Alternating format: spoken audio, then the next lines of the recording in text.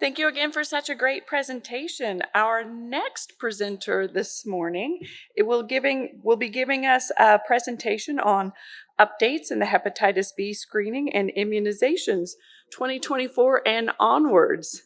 So I'd like to introduce Dr. Kamran Qureshi. Dr. Qureshi is a transplant hepatologist, gastroenterologist at St. Louis University.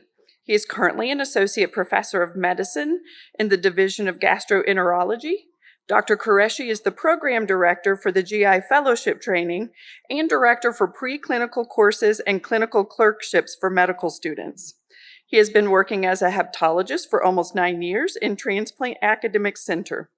Dr. Qureshi's clinical and research focus is on chronic liver disease, viral hepatitis, and liver cancer. So let's welcome Dr. Qureshi.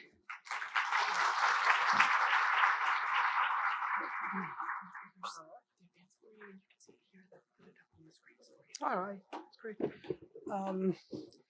Thank you for the invitation, and I'm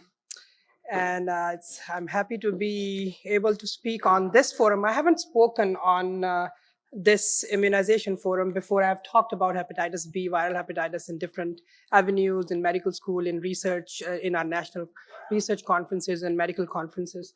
So the topic which was suggested was to update the community regarding hepatitis B, what's new and what's coming up, especially focusing on screening and vaccination.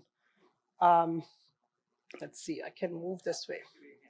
So no pertinent off-label discussion to be done. These are my disclosures. So what I would hope to achieve is that after on completion of this talk, the participants will be able to understand the chronic hepatitis B infection and the updated recommendations. And we will be able to discuss or review the updated guidelines from CDC and AACP-IP for screening and vaccination for those who need hepatitis B prevention. And then I'm a clinical person. I may not be able to give quite detailed or expert opinions on the policy for hepatitis B immunization, but I'll give some suggestions here today.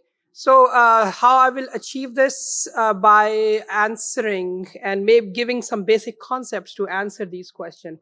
Why prevention of hepatitis B is needed, or in this scenario, immunization, prevention by immunization is needed, and how that can be achieved. So what I will convey here is that we need to prevent or immunize against hepatitis B because chronic hepatitis B is not a curable infection. It is highly contagious and transmissible. It is widely prevalent. And we need to vaccinate before hepatitis B infection because it has grave consequences. And mostly in children, but in adults also. And also, most importantly, hepatitis B is a preventable disease. And we should not be seeing it much having people having so much trouble with hepatitis B when it's a preventable disease. And how can we do that? We will understand that the screening strategies have expanded, immunization strategies are more liberalized and simplified. We will see if there are any barriers to those vaccination, and then we will introduce some new options of vaccinations which are available now, and then ultimately give some opinions on some practical considerations in achieving better prevention. So focus on the first question, which is why prevention is needed. Of course, prevention is better than cure. So why do we need to prevent against hepatitis B? Because chronic hepatitis B infection is not curable. Why? Because hepatitis B virus, which is a DNA virus, infects hepatocytes. It's the only DNA virus which infects hepatocytes. Once it enters the human body, and human body doesn't already have neutralizing antibodies, it will go in and infect the hepatocytes. And being a DNA virus, it will go into the nucleus and it will leave a footprint inside the nucleus. Either it will get integrated into the human DNA, or it will make a small microchromosome, which is called cccDNA. And that's going to stay inside in the nucleus. And that will keep churning out the pregenomic and genomic RNAs. Those RNAs come into the cytoplasm, and then those cytoplasm, then they will get transcribed to make all the viral proteins and the DNA. So this one of the viral protein that's shown up here is the surface antigen, which is a marker of chronic infection. So hepatitis B keeps churning this protein out, and then we keep picking up in the blood. And when that happens, then we say that the person has chronic hepatitis B.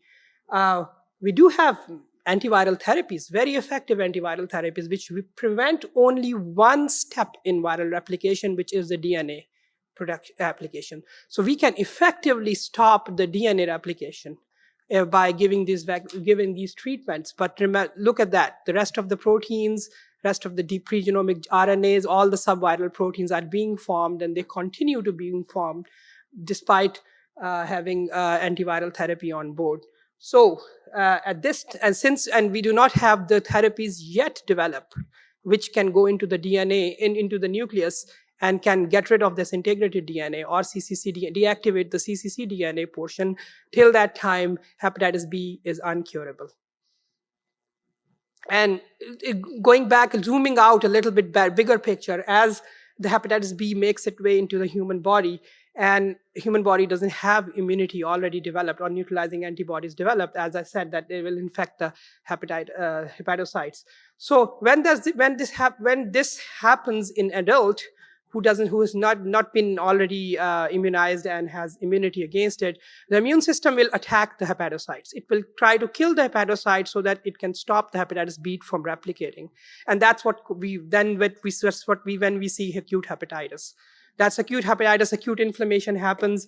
And a lot of time in adults, when the immune system is mature, it will be able to achieve effective control on hepatitis B replication. And it will develop these antibodies, which are called surface antibodies, that will keep the immune control. Surface antigen, which is a marker of chronic infection, will go down, but still cccDNA and integrated DNA will still exist. So even though immune system controls after acute infection in adults, the cccDNA exists. And that keeps releasing these subviral particles or core antigen, which will be reflected as core antibody. But this, if you imagine, if this thing happened, the hepatitis B is acquired at the time of birth or in a pediatric, when the immune system is not mature. So immune system will not attack hepatitis cells when they are infected by hepatitis B. So hepatitis B will establish itself. It will keep churning so much protein that will exhaust the immune system, and the immune system will never be able to clear the hepatitis B when it's acquired in the hepatitis in the pediatric population. So that's why kids will tend to have more chronic hepatitis B. So I want to introduce these three terminologies here, because these are the ones that we're going to keep seeing in our community and when we will test these people. One is surface antigen. Surface antigen is a marker of current infection. Okay, so this means that's a protein that tells you that person has hepatitis B. Okay, a core antibody is a marker of ever infection or ever exposure. Okay, if person gets once hepatitis B but didn't have immunity, hepatitis B established itself in the nucleus, the core antibody will stay positive most of rest of the life. That will tell you there is a red flag, the person was exposed to hepatitis B. And surface antibody is the one that we want to hope to achieve by vaccination, which is the neutralizing antibodies. It will be called as immunity when it's given with vaccination, or with immune control when it's developed after acute infection. So three terms to remember. So now, why do we need to prevent hepatitis B? Because it's a highly contagious and transmissible virus. It is 100 times more contagious than HIV or hepatitis C. It is present in all body secretions. Genital secretions and blood is much more contagious than rest of the secretions. It is transmitted by pregnant mothers when it's infected at the time of delivery of the new baby. It is present. It is transmitted sexually. It stays on the surface for much longer time than as compared to HIV and hepatitis C. And this is why we see so many infections despite all the efforts and vaccinations and all the knowledge that we are trying to disseminate. We see this is the data from 2021, when we see 1.5 million new hepatitis B infections in the world. And you can see they are shown the similar kind of numbers for HIV and hepatitis C. Remember, those are not preventable vaccines. Preventable infection. We have vaccine for these hepatitis, and still we are seeing have 1.5 million new infections of hepatitis B in the world. But if you separate those new infections data and you see, divide that in different regions of the world, overall, first of all, on this side, you will see globally, you will see the much bigger burden of new infections is the one that are acquired at the time of birth or early in the life, like as a pediatric population. And adult new infections are much lesser. And that's the main burden is from the low income to low middle income population. But if you look at the high income and upper middle income countries, this is the countries, sorry, they divided the whole data from different countries and divided them into the income strata. And then they are showing where are the new infections coming, which age group the new infections are coming in. And you see in high income and upper middle income, adult new infections are much more common. It's become a lifestyle disease here in high income countries as compared to low income countries when it's perinatally transmitted because of improper care of mothers and other things. So and that's why adult infections are much more common in high income population. But it is the chronic infection that develops at the time of the acquisition at the time of the birth or early age, which has the biggest consequences. On the other side, you see this graph in which they're showing those infants or those kids who acquired hepatitis B in that age group. 1 in 4 of them ultimately die from liver disease. So it is a big impact on those kids who get hepatitis B and when early in their life as compared to adults. And adults, new infections, hepatitis B is really not a big health concern for that particular individual because most of them will clear after the acute infection. But the new infections are rising in these, and because it still stays as a resource for transmitting it to other people. So that's why we need to still focus on preventing new infections in the adults. And again, the same kind of a concept here. All the bad things that we hear about hepatitis B, they causes cirrhosis, causes cancers, which is all really true. They are mostly happen in those kids who got hepatitis B at the time of the birth. In adults, as I told you, very likely they will clear the infection. But so there are certain populations who do not have effective immunity. They are the ones who will become chronic and will go through all those phases of chronic infection, developing of cirrhosis, development of cancer. So as on this side, adults, we show if they acquire a new infection, most of them will recover. Very few, very rarely will have acute liver failure kind of picture when their just liver will shut down. But most of them will clear, and then only 1 in 10% will have chronic infections, which will lead to all these complications. So the point I'm trying to make here is we all should understand getting a new hepatitis B infection as a kid, as a pediatric, is different than having as an adult. Individually, it doesn't have any more consequences when new infection is acquired as an adult, but it still stays as a resource, and it's the largest reason in high income and middle income countries. The new infections are rising because of the lifestyle nature of this hepatitis B in adult population. All right, now why do we need to treat hepatitis B? Why don't we need to prevent hepatitis B? Because it's very prevalent. It is present all over the world. Yes, there are certain pockets in the world where it's much more common. In Africa, for example, 7% people of the population have hepatitis B. So if you go around and check everybody in the world with this test surface antigen, which tells you that they have active infection or current infection, you will find 300 million people in the world, same as the population of the United States. So that many people have active current hepatitis B in the world. And if I tell you to go and start checking everybody with core antibody, which is the marker of ever infection or exposure, you will find up to 2 billion people in the world who have been exposed or had ever been infected with hepatitis B. So quite staggering numbers. In the United States, in North America, the prevalence of hepatitis B is less than 1%. But having hepatitis B is dangerous. You know, the CDC had been collecting the data of top 4 infectious diseases, how many deaths they cause in a year. They followed them for years, and this is a nice presentation in this paper published recently. They saw that now viral hepatitis combined, hepatitis B and C, have surpassed malaria, HIV, and tuberculosis now as a leading cause of death from infectious diseases, and that's projected. All the rest of the three are projected to improve over time, but the deaths related to viral hepatitis is expected to exponentially increase over the next decade or so. And if you look at those people who die from viral hepatitis, this other graph is, I can show you the thing there. Yeah, and so this one is hepatitis B, which is the largest culprit of causing deaths. And many of those deaths, up to 50% of those deaths, up to 500 million people in the world every year die from liver cancer from hepatitis B.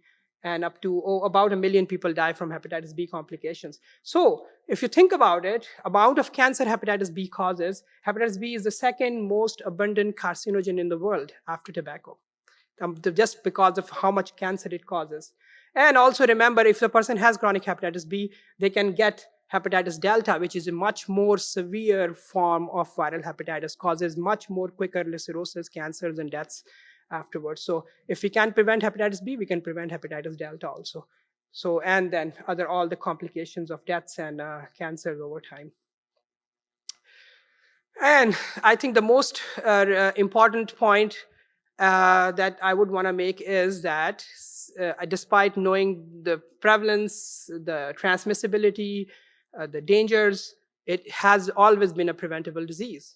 We had vaccines for about 50 years now, which have been available and to prevent. And vaccine, as you know, it introduced one of the viral protein, which is mostly surface antigen. Some newer vaccines have some other antigens now in there. So they actually rev up our immune system. Immune system will make neutralizing antibodies. So if you already have neutralizing antibodies, hepatitis B comes into your body, it will get neutralized, doesn't get to infect hepatocytes and doesn't cause chronic hepatitis. So that's the whole concept of vaccines. So vaccines are important in newborns, children. Definitely it makes sense because it will always, if a baby will get hepatitis B, it will always cause new chronic infection, and it makes sense to protect them. And that's why the universal vaccination have been adopted in many, many parts of the world for newborns for hepatitis B. And also another way to prevent hepatitis B transmission at the time of birth is to screen mothers also. And if they have hepatitis B infection, treat them so that we can prevent the transmission, and then vaccinate the babies. In adults, yes, it is important to prevent new infections. However, it's not really a big issue unless it becomes a chronic infection. And when it becomes chronic infection in certain population, like those people who have end-stage renal disease, who have HIV, immune compromised, the transplant recipients, IV drug users, those are the ones who are much more liable to become chronic. And that's why it is important to prevent hepatitis B vaccinations in adults. And also to avoid having new mothers get chronic hepatitis B infection, they will transmit it to their kids. So to prevent the vertical transmission, prevent the lateral transmission, preventing the transmission if the people are doing IV drugs or high-risk sexual behaviors. So they're all the good reasons to identify adults who need vaccination and provide them vaccination so that we can prevent them to get new infections so that they don't cause other people to get infected again. And then ultimately that will help us reduce the burden of hepatitis B, in addition to preventing those rare adults who will develop chronic or severe complications of hepatitis B. And vaccinations work. Vaccinations were shown to be highly effective in reducing the all-cause chronic liver disease mortality and liver cancer in this remarkable Taiwanese studies in which they basically compared the birth cohort in both males and females from 77 to 84 when they did not have universal vaccination, and compared those with the year from 1985 to 2006 when they gave every newborn a vaccination. And look at that, over years, after certain years, 25 years, look at that. Those people are dying much less from liver diseases, and their population has reduced their incidence or new diagnosis of liver cancer to such a remarkable low amounts. So chronic liver disease and HCC mortality decreased by more than 90% by doing what? By just giving every baby hepatitis B vaccination. in their time in that country. And as a country, they were able to show that. So hepatitis B vaccination is effective. Hepatitis B vaccination prevents cancer. Hepatitis B vaccine is an anti-cancer vaccine.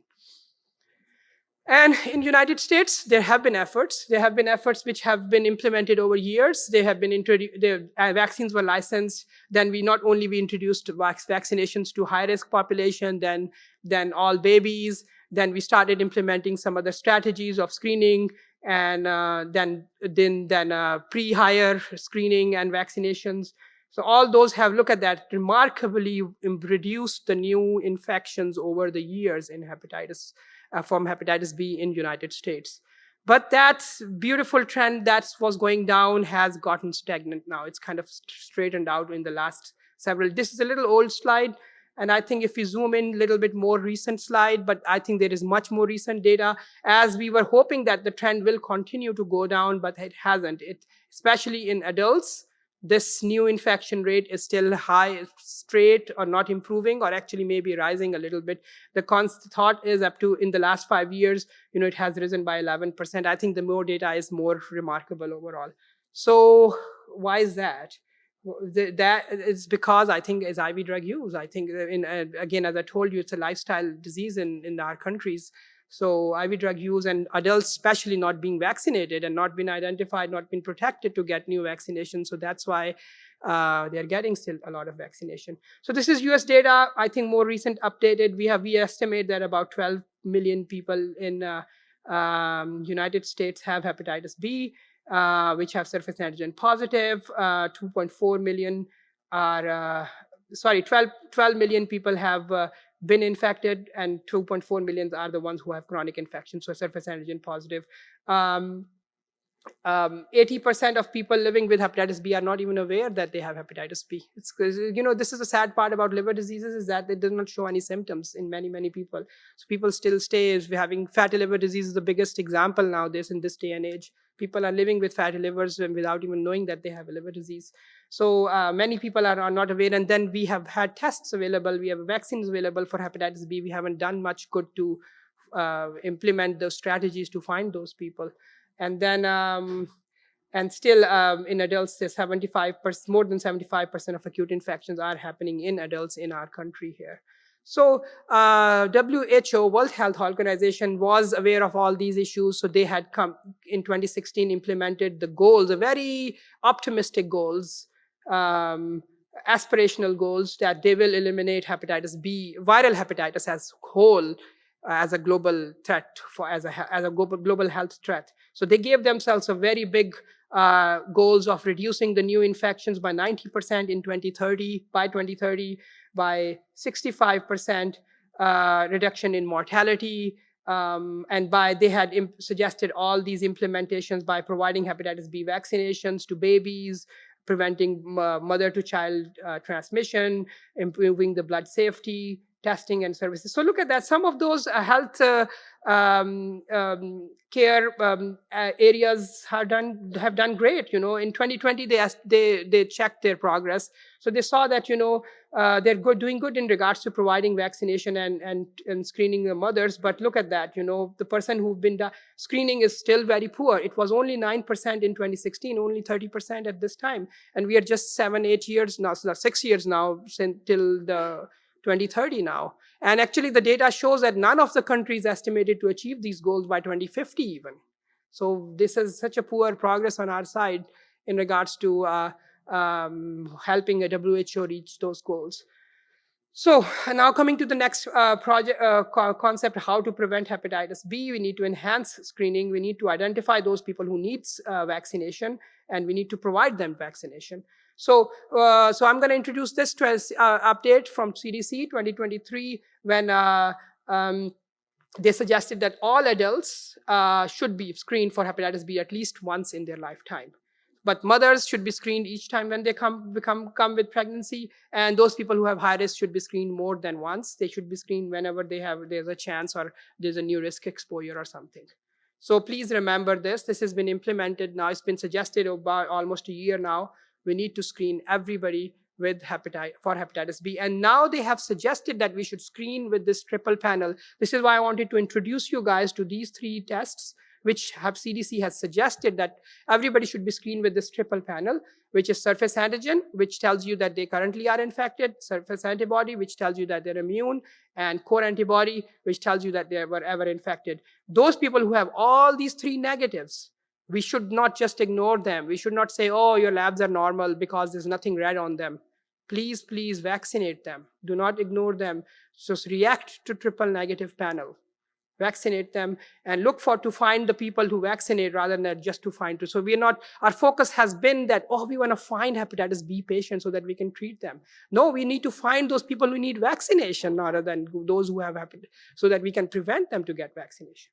So please be mindful about this. And again, the CDC has given this very complicated algorithm of how to think about who needs to be screened. But I think the point I'm trying to make, only those people who have documented evidence that they were vaccinated and they have a documented evidence that they have titer positive and they do not have any high-risk behaviors are the ones you may not screen. But rest of them, screen everybody. So make life easy. Don't think about all those things. So you just should remember who do not need to be screened. That person who brings you the records of their vaccinations and they do not have any high-risk behavior or high-risk lifestyle, those are the ones who may not need to be screened. Rest of them should be screened. So please remember that, okay? And then we not only screening, then we need to talk about vaccination. ACIP and CDC updated their recommendations. And why? Because the vaccination recommendations have been traditionally risk-based strategies. We were basically asked to find those people who are at risk of having hepatitis B or getting hepatitis B. We should vaccinate only those. But risk-based are those very stigmatizing questions. They are cumbersome. The data is not available in the charts. If you look at this, have 2/3 of the patients not even have data available of their high-risk behavior in the charts. And that has led to what? That has led to what? This big issue that only 30% people in the United States are immunized. Rest of them are not. So 77 out of 10 people are not vaccinated or not protected against getting hepatitis B. So we need to make sure that this is why they came up with this new recommendations. And this is a very interesting concept that they suggested, same visit screening and vaccination. So we can screen them with the triple panel, but also can give them the shot the same day. And if the screening test tells you that indeed they have hepatitis B, then we do not need to give them the next shot or complete the course, otherwise complete the course. So they are trying to utilize this opportunity of person getting at least one vaccination on board and then going from there. So they suggested that everybody, all adults from 19 to 59 years of age, or those adults who are over the 60 but have some chronic liver disease should be vaccinated. So they have made it a must or should word there. And then those older than 60 who do not have any risk factors for chronic hepatitis B should be offered rather than if they did not mandate that way. But if you think about that, those people, chronic liver disease, anybody who has chronic liver disease, fatty liver disease, 1 in 3 people in the above age 60 have fatty liver disease. So fatty liver disease is a risk factor for having a bad hepatitis B. So it should be evaluated and thought to be vaccinated. All right, what vaccination options do we have? We are familiar with Engerex and Recombivax, which were the only S antigen vaccines. They've been there for years, and we've been used them very well and effectively, and they've done great. They've done great. There is a question of weaning of immunity over time and all those things, but still they have done great. But now we've got 2 other options. We've got PreHevbrio, which is a triple antigen vaccine, and then we have got Heplisab, which is surface antigen, which is adjuvanted with the CpG adjuvant, which definitely much more significantly enhances immunity. Are there? So this is different. Most of the vaccines, Engerex, Recombivax, PreHevbrio, Twinrix are all 3-dose vaccinations, 1, 2, and 6. The biggest benefit of Heplisab here is that it's a 2-dose vaccine. So it just can be given at 0 and 1, and immunity is achieved. And so just to introduce these 2 vaccines quickly, it's what Heplisab approved in 2017. It's a recombinant adjuvant vaccine with CpG, their proprietary adjuvant here, which basically has much more higher ability to engage TLR9 and then induce much higher specific response and immunity. And the data they collected by doing 3 large data studies, randomized studies with over 2,000 patients in each, and in one study 8,000 patients there, and they compared it with the Engerex vaccine over time, and look at the data shows that their seroprotection rate, which is the seroprotective levels of immunity, like more than 10 milliequivalent after completion of course, is much more higher as compared to the other conventional standard of care vaccine at that time. So they achieve, and then other interesting feature is, so this 2-dose vaccine, the seroprotection rate is much quicker, achieved much more quicker and much more strongly as compared to the Engerex in that study. So other one is PreHevbrio, which is which also has 2 large studies completed. This is a 3-dose vaccine which has three antigens, and also they were able to show as compared to Engerex, the seroprotection rate was better, and it was not inferior, and in different age population and large 2 different studies in which they were able to achieve the anti-HPS levels more than 10. But again, this is a 3-dose vaccination. All right, so some practical considerations, we need to think about same visit screening and vaccination. So we should always be screening everybody with the triple antigen and offering them vaccination at the same visit. EHR alerts should be implemented in our systems. So basically, negative surface antibody, which shows as a gray thing in our health records, should actually be red, saying that we should be responding to the negative test result there. We have been, as a physicians, we have been trained to just respond to the positive or red alerts there in our charts. So please, I think my suggestion would be that surface antibody negative result should be indicated as a red, that something needs to be done about it. State funds for vaccination acquisitions, each state gets federal funds, so we should be utilize those. The state should be utilizing those and stocking more vaccines for people in all the public health areas, so that, and especially newer vaccinations, which are much more better and quicker to work, so they should be utilized.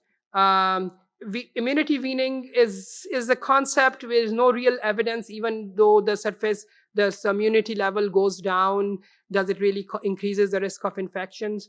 But those people who are at risk of acquiring new infection, working in the healthcare, may get booster. So it's a kind of a okay thing to give another booster.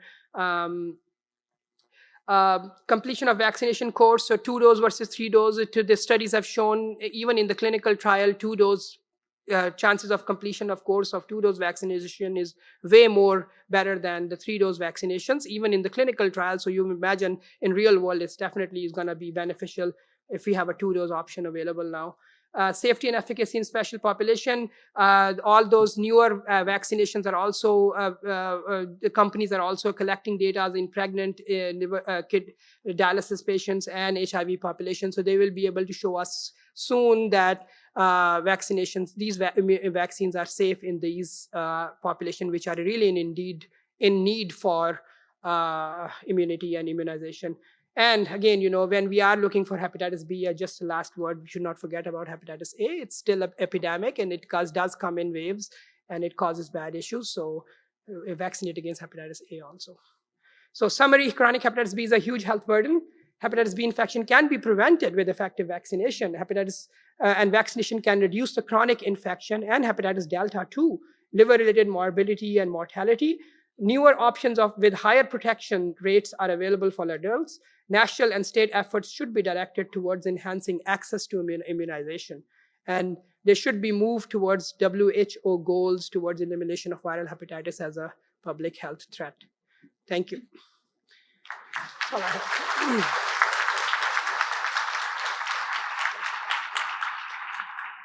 Thank you, Dr. Qureshi. That was a wonderful presentation with some very valuable information for us.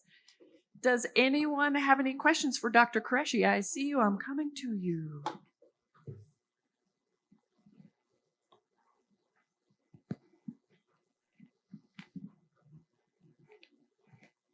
Thank you for that presentation, Dr. Qureshi. My name is Vivian Huang. I'm a public health physician and also a hepatitis B advocate and survivor. And really nice to see a hepatitis B presentation. Oftentimes it's a invisible disease until it's not.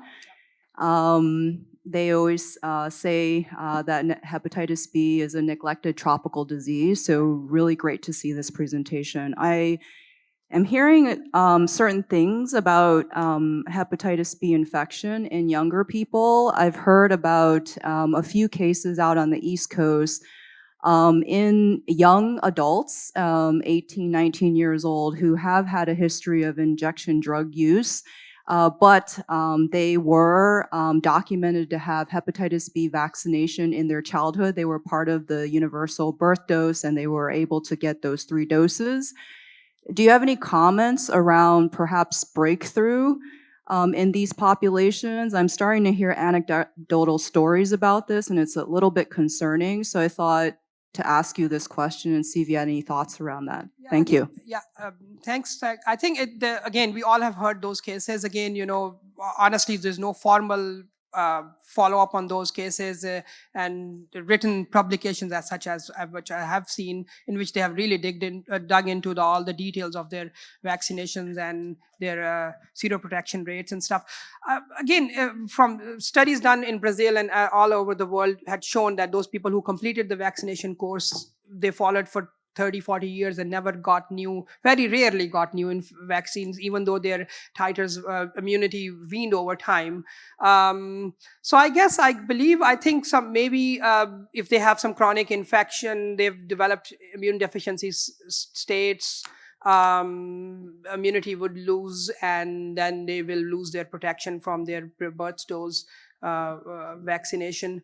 Yes, indeed. I think we need to keep identifying and following those people, get published, publish their the experience and their more details. And yes, I believe so. I think this is why the idea is if high-risk people should be routinely screened and be provided booster or additional completion of course of vaccination if their titers are low. So yeah, I think it is concerning. It is in community now. We've been talked about it, but honestly, I won't have more details on it at this time. Yeah. I was just wondering if your slides would be available somehow to pass on to coworkers. Oh, I can answer. So the slide decks are available. There is a QR code on your agenda in each of your folders that links. That QR code will take you to our online handout repository. So you should be able to grab those slides there as handouts. Are there any other questions for Dr. Qureshi? Going once, going twice. Oh, I see one in the back. One more.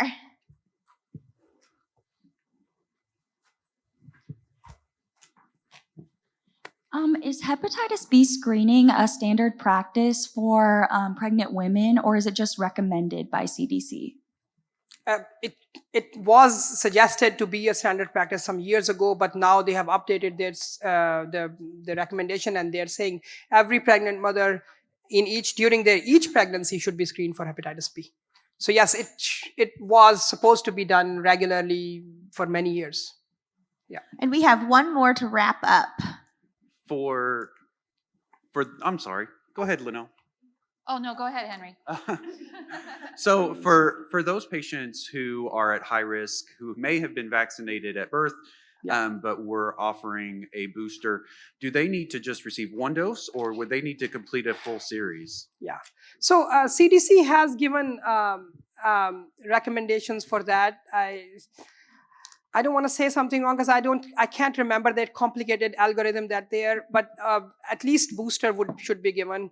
I don't think so there is any recommendation of testing their immunity levels again. But I would say if really all of us should go, and I should have looked at that algorithm more recently. There's a nice detailed algorithm by CDC in those kind of scenarios, those people who have had a documented vaccination and now their levels are low and they're giving them a booster. Should we give them one booster or more? In my practical experience, one is good enough for them. Yeah. And now, really, one last one to wrap us up. Thank you. Thank you for accommodating me. Linnell Phillips from University of Missouri. I just attended a talk about HIV prevention and control, and the prevention people and the control people are teaming up, and they have a more comprehensive status neutral approach to working with high-risk populations. And I'm wondering if you've heard any movement towards incorporating hepatitis B vaccinations into that process, or there's any funding to do that, because I feel like there's a lot of overlap in terms of at-risk populations. I haven't heard, but it makes sense. It makes sense with these new updated CDC guidelines and ACIP guidelines. Yes, everybody should be screened and provided vaccination. Whether there are concerted efforts together with HIV group, I am not sure about that. Sorry. Yeah. Okay, thank you, Dr. Qureshi, for again, a great informative presentation for our audience today.